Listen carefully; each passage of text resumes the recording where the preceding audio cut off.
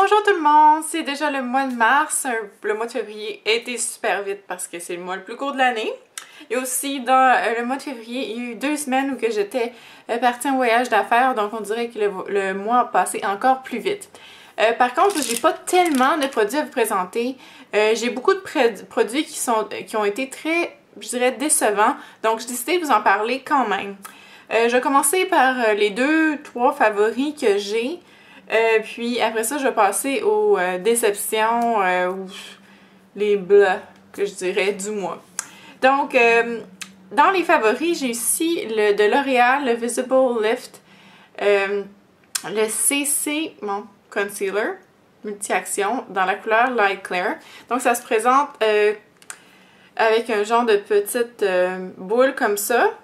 Et donc l'application n'est pas très uniforme, là. Je pense que la boule est vraiment superflue, mais c'est un cache-cerne qui est assez couvrant, je dirais, disponible en pharmacie, et aussi il y a un genre de fraîcheur vraiment intéressante qu'on l'applique, et il hydrate vraiment bien le dessus des yeux, surtout l'hiver. Je trouve que j'ai le dessus des yeux particulièrement sec, donc j'aime bien avoir des cache-cernes qui sont hydratants, qui vont pas trop mettre en évidence mes petites peaux sèches en dessous des yeux.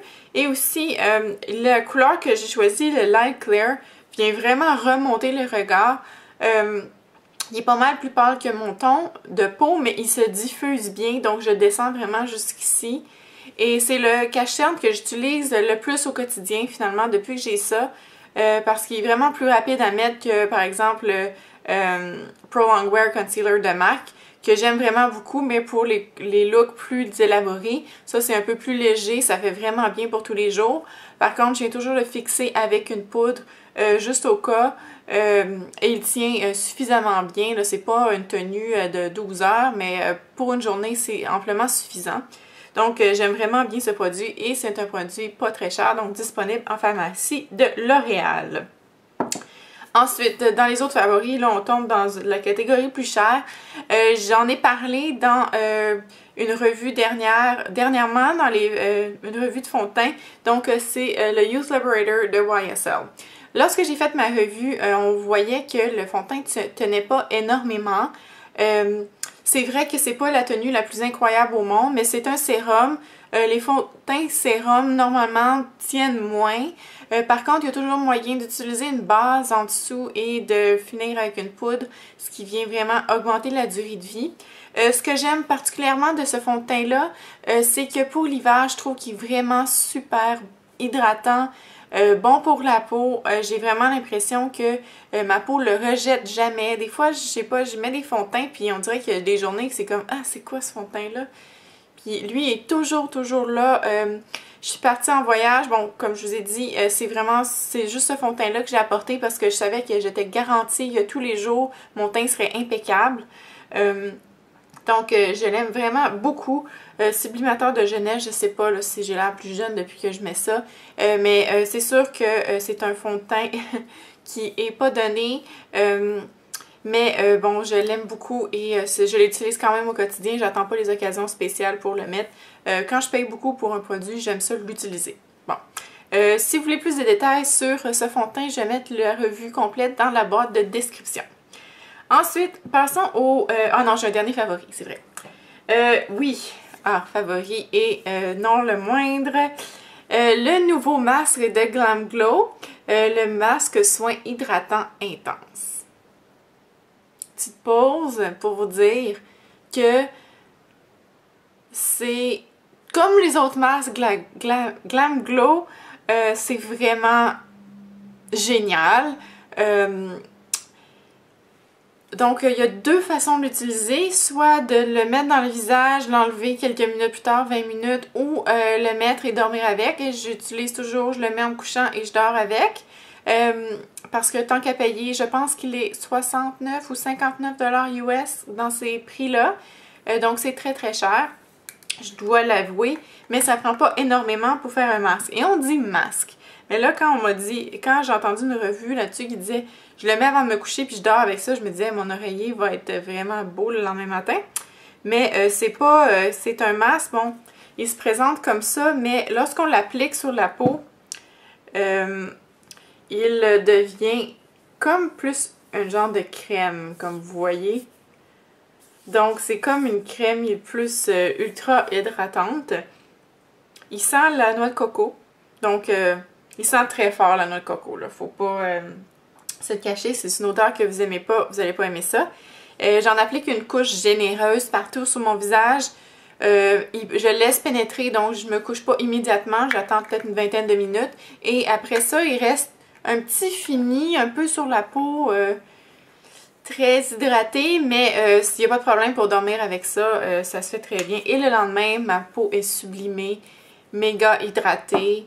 C'est comme si j'avais payé 160 $ ou 150 $ pour un masque, me faire un facial. Donc c'est vraiment super. C'est l'hiver, donc je l'utilise 2 fois par semaine sans gêne et je trouve que ça fait une différence énorme. J'ai d'autres... C'est le deuxième masque de Glam Glow. J'ai essayé l'autre aussi, mais il m'en reste plus. Donc, j'aime vraiment beaucoup les masques Glam Glow. Je pense qu'ils en valent le prix. Donc, voilà pour mes coups de cœur du mois. C'est tout, 3 produits. Maintenant, mes coups moins de cœur. D'abord, je voulais vous parler de la palette Lolita de Marc Jacobs. Bon, je l'ai eu à Noël. Je l'aime beaucoup. La raison pour laquelle je me mets dans un bas, c'est pas un top, c'est pas un flop, c'est ni l'un ni l'autre. Je voulais juste vous en parler. Donc, vous avez sûrement vu partout. Packaging magnifique. 7 couleurs qui sont très bien aussi. J'ai vu une revue hier, je pense, de Emily Knoll, Beauty Broadcast. Je sais pas si vous regardez, elle fait vraiment beaucoup de revues. Et elle dit qu'elle a trouvé, elle n'a vraiment pas été déçue par la palette. Moi, je dirais pas que j'ai été déçue. Je dis simplement que c'est une palette un peu quelconque. La qualité des fards est présente. Donc, surtout, moi, je trouve que celui-là, c'est un des meilleurs. Donc, très, très pigmenté. Ici, ça ressemble vraiment à la couleur de MAC, que le nom ne me revient pas. En tout cas, il y a une couleur de MAC que j'ai qui est identique. Donc, les 3 bruns, lui, est un petit peu plus sec. Mais je pense que en mettant lui en dessous, il s'estompe très, très bien. Donc, les 3 bruns mat, très pigmentés. Ensuite, si on parle des couleurs plus shimmery, ces 3-là, c'est elles, je pense, qui sont les meilleures. À part, bon, la couleur qui est beige ici. Ici, on a un genre de brun, pas brun, en tout cas un genre de cuivré. Et ici, c'est un genre d'un beige doré. Et finalement, cette couleur-là, que je trouve que je me demande qu'est-ce qu'elle fait dans la palette, elle est comme un genre de duochrome rose beige. Je zoome. Hein? Bon. Donc, j'ai les doigts super secs, comme vous voyez. Ça fait des plis, là. Donc, les 3 couleurs sont très très bien, mais sont assez quelconques, bien pigmentées et tout. C'est juste, tu sais, c'est une bonne palette. Quand je suis partie en voyage, je l'ai apportée, je l'ai utilisée beaucoup. Mais est-ce que ça vaut le super prix géant que je me rappelle plus comment je l'ai en cadeau, mais c'est cher, on s'entend. Je sais pas, là. Je pense que c'est une pièce pour les collectionneurs. Et ensuite, la dernière couleur qui est au centre, qui est ici, qui est un genre de beige pailleté qui ne se tient pas très bien ensemble. Là, c'est comme fluffy. Il s'utilise quand même très bien sur une base. C'est comme ça que je l'utilise, ou plus comme un pigment finalement, en utilisant peut-être du Fix Plus ou quelque chose comme ça. Donc, c'est une bonne palette qui, à mon avis, ne vaut pas le prix, mais je l'utilise quand même régulièrement. C'est très très pratique pour les looks au quotidien. C'est pas une mauvaise palette, c'est juste que je trouve pas que ça vaut le buzz qui va avec cette palette-là. Ensuite, autre produit qui est un blanc, c'est le Hourglass Radiant Magenta. Ça me peine de vous dire ça parce que Hourglass, c'est une marque que j'aime beaucoup. J'aime beaucoup les Ambient Powders. Et j'ai acheté celle-ci là quand ça s'est... Ils ont été mis en vente pour les VIB rouges de chez Sephora, donc j'en ai acheté un sans avoir vu de revue. Si j'avais à refaire, je le rachèterais pas. Pour vous dire, c'est pas un mauvais fard à joues. Je l'ai mis aujourd'hui un peu par-dessus un autre. C'est correct. Donc, je vais faire un swatch ici. On le voit presque pas. Ici. Ça n'a pas la luminosité dont je m'attendais. Les autres poudres Ambient Light, ils ont vraiment donnent à la peau un effet sublimé, disons, sans être lumineux nécessairement, sublimé, magique. Et je sais pas, là, les fards à joues sont comme corrects, mais c'est pas magique ou l'effet coup de cœur est pas aussi important. C'est un bon fard à joues que je vais utiliser, tout le kit, là, il tient bien, il est correct, mais il est pas, il mérite pas le buzz à mon avis.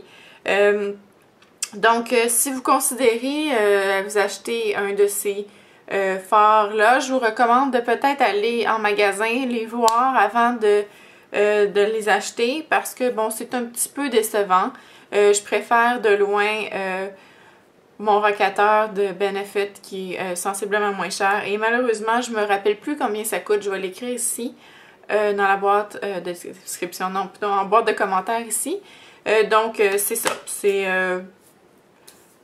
peut-être un bon fard, mais sans plus. Et finalement, me suis procuré enfin les Butter Gloss de NYX, de NYX, comme certaines personnes disent. J'en ai 3. Il en voilà un ici qui s'appelle Strudel aux pommes. Et je le porte aujourd'hui. Comme vous voyez, la couleur est pas trop semblable. Alors, il y a un buzz par rapport à ces gloss-là et je le comprends pas, à part le fait qu'ils sont pas très chers et qu'ils sentent la buttercream. Ils sentent le glaçage à la vanille, on a envie de les manger. Ils sentent vraiment, mais vraiment bon. Mais sinon, ils sont très, très ordinaires. Attendez un instant. Donc, comme je disais, je trouve que c'est vraiment des gloss ordinaires. Ils n'ont rien de spécial. Ils sont pas chers. Ils sentent très bon, ils goûtent très bon, mais ils sont pas particulièrement plus pigmentés que les autres. Ils sont corrects. Je vais continuer à les porter. Mais,